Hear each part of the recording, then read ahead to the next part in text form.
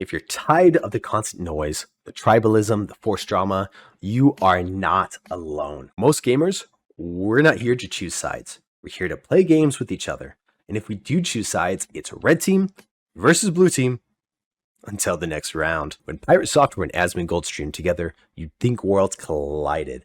But for most of us, it was just awesome. So what's really going on? Is there division, or is this all just internet smoke? Guys, gamers are more united than we realize. The cultural divide your favorite doom scrolling app is selling to you is way oversold. It's like when everyone at the water cooler at work is talking about the same subject and someone actually takes the time to look deeper into what everyone is complaining about. Is it really as bad as everyone says it is? I don't think so. Some of the greatest, biggest streamers recently got together. Asmongold and Pirate Software. Asmon leans right libertarian and loves commenting on everything on the internet.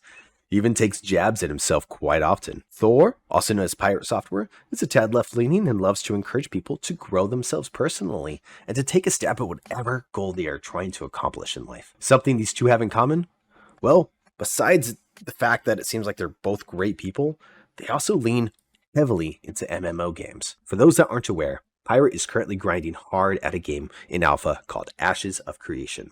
It's essentially becoming a spiritual successor to Vanilla WoW, a game that actually challenges players, a game that doesn't hold your hand. As Thor described it, I got back into hardcore classic World of Warcraft recently. Kind of got me into that mood of like, I want to play a game where you don't level to 60 instantly, where you don't get max level immediately, where you don't get everything handed to you. It is an ambitious project where the dev himself is constantly talking to players and doing really cool things.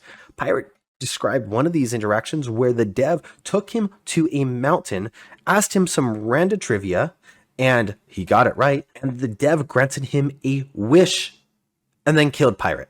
He teleported me to the top of a tower and he gave me a riddle, and I got to solve it. I actually solved it, thankfully.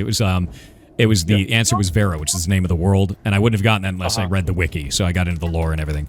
And then he gave me a wish, and I said, I want to add ferrets to the video game. And he said, okay, we're going to do that. And he hands me a mount and then killed me with lightning. And like that was the event. So with how much Pirate loves this game and wants to make sure it succeeds, he wanted to clear the air regarding some false claims made about the game by someone who was on Asmongold's stream. Thor reached out to Asmon to give context from someone who has sunk over 500 freaking hours into the game. Yes, you heard me right. Pirate has sunk over 500 hours into this game. So they did a stream together. People of differing opinions and probably different political backgrounds. And here was the thing. It was awesome. Guys, the dudes were throwing out together. It felt like two old geezers reminiscing about the good old times of Vanilla WoW. After the stream, I wanted to get Ashes of Creation. This stream didn't end up being a battlefield. It ended up being a gaming lounge with beautiful long hair and too much Code Red Mountain Dew. And I am about to show you some of the top comments. News shock! Most people in the gaming hobby don't want to actually battle each other. We want to enjoy the hobby together. Let's take a look at some of these.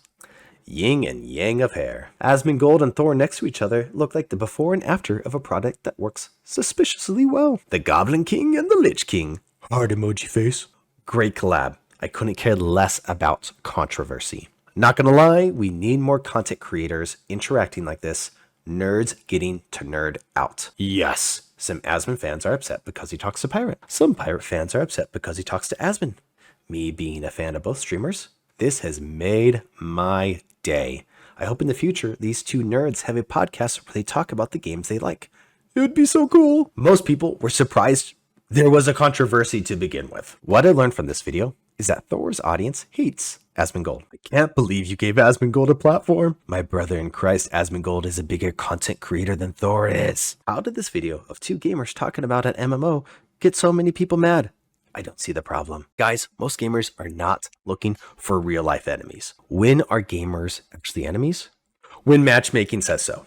You join a lobby, get assigned a team, and now boom, the other team is the devil and you will cleanse the land of this evil. I don't care if I am playing against freaking Gandhi. If he is spawn camping me and my team, he is dead to me. My best friends, we trash talk the most. That's the bond. Gamers give us safe conflict, fake beef, shared laughs. After the match ends, enemies become teammates. When we get queued, it's not political, it's not personal, it's literally whoever the game said you're supposed to beat today. One game later, the enemy is now your support.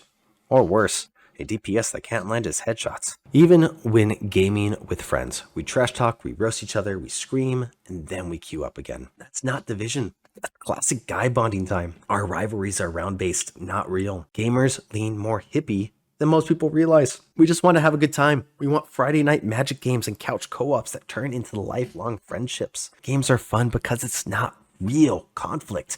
We didn't come for real conflict. Games are fun because we all agreed to play. Online, the most heated fights? Console wars.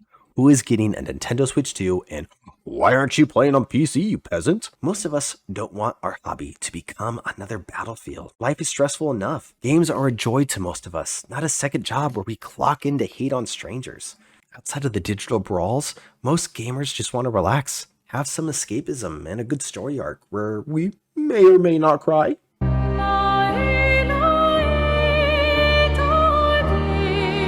We get hyped about lore drops, side quests, and new game mechanics. Most of us just want to sit on Discord and chat about the latest patch notes or gaming strats. The real vibe?